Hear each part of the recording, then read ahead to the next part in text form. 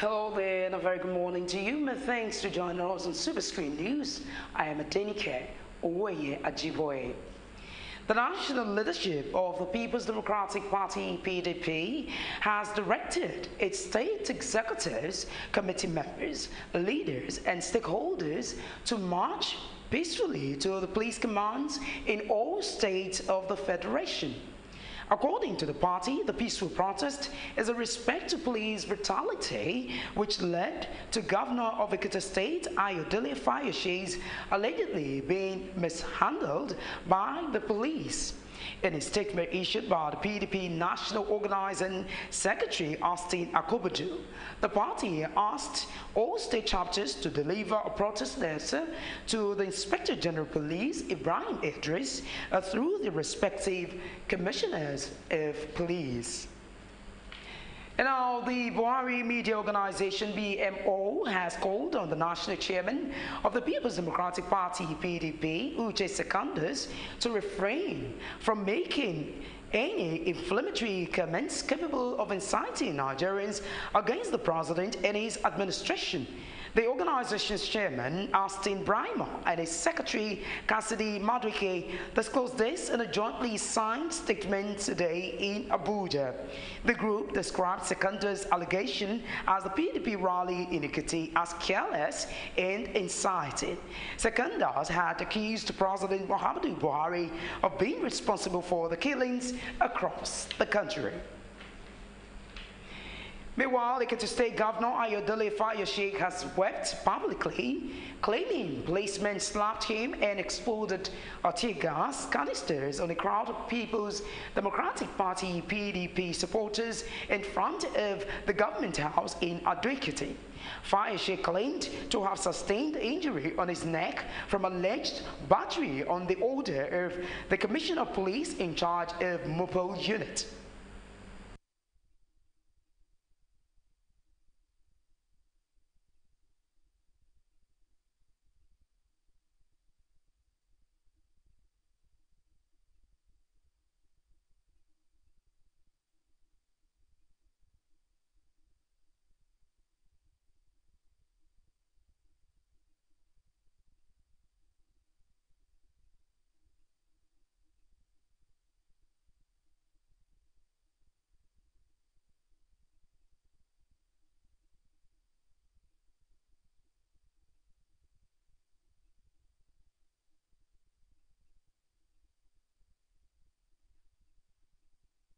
Inspector General of Police Operations Habila Joshak dismissed Fayoshe's allegation, saying the governor is just play acting.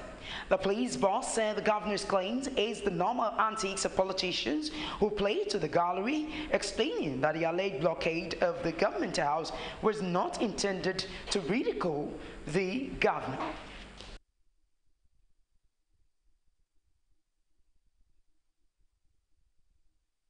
On Appropriations, Senator Matthew Ugogede says the primary purpose of governance is to provide adequate security for citizens' lives and properties. A new members, Ugogede disclosed this in Benin when his party, PDP, received new members that defected from different political parties across the state. He also said the bill to cede lands for grazing is dead on arrival, adding the government has not done enough to stop the killings.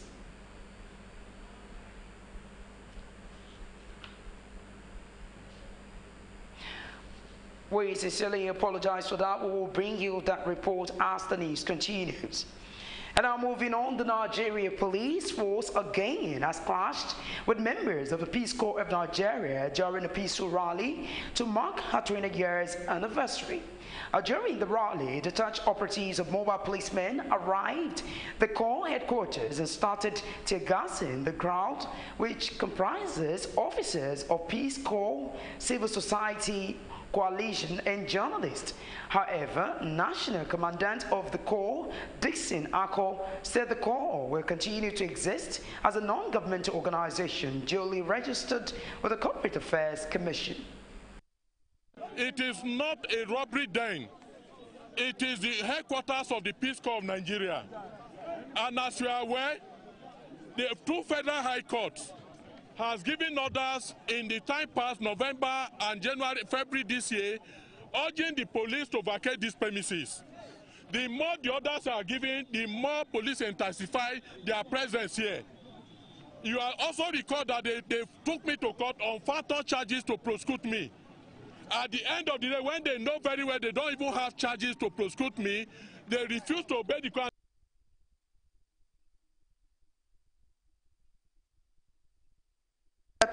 The Peace Corps office has been under lock and keys by the police since February 28, 2017, the day the office was commissioned.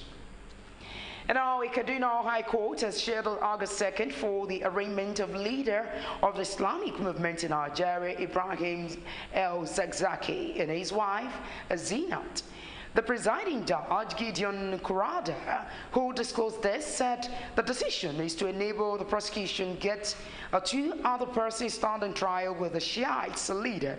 El-Zakzaki's counsel, Maxwell Kyum, and Chris Umar said the third and fourth respondents in the trial have not been served with the court process.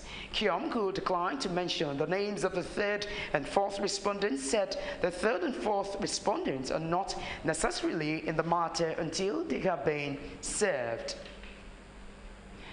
A group of 20 political parties have joined forces with the ruling All Progressives Congress APC in an alliance to form the Coalition of Progressives Political Party CPP. There are 68 registered political parties, and the Independent National Electoral Commission, INEC, is considering the application for registration of about 138 others.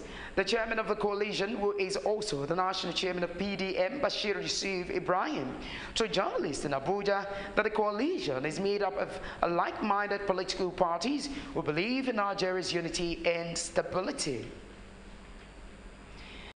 Northeast leader of the group, Gidado Siddiqui, who disclosed this in a press statement in Anambra, said the group least expected such decision from the Igbo, who he described as the major bonding element among the people of Nigeria.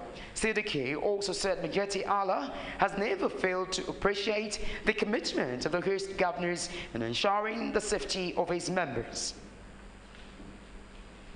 And in health, Nigeria has joined the rest of the globe to celebrate World Population Day on Wednesday.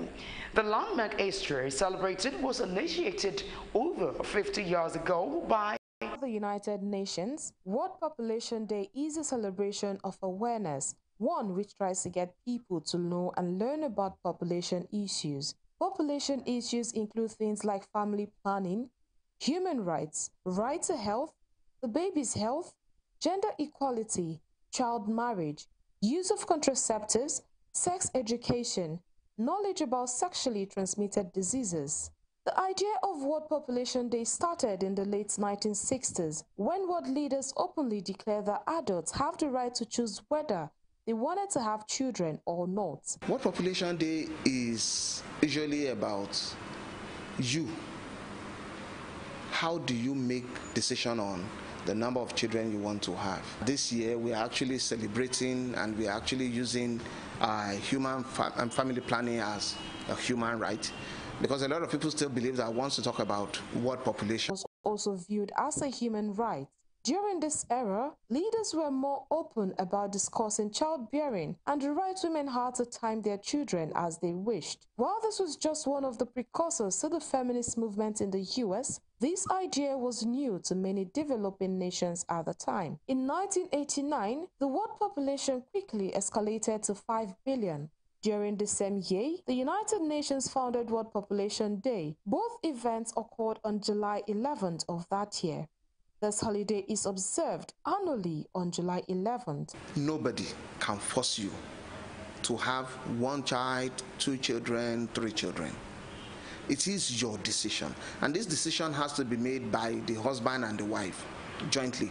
And so it is not that somebody is foisting something on you or somebody is foisting something on a nation.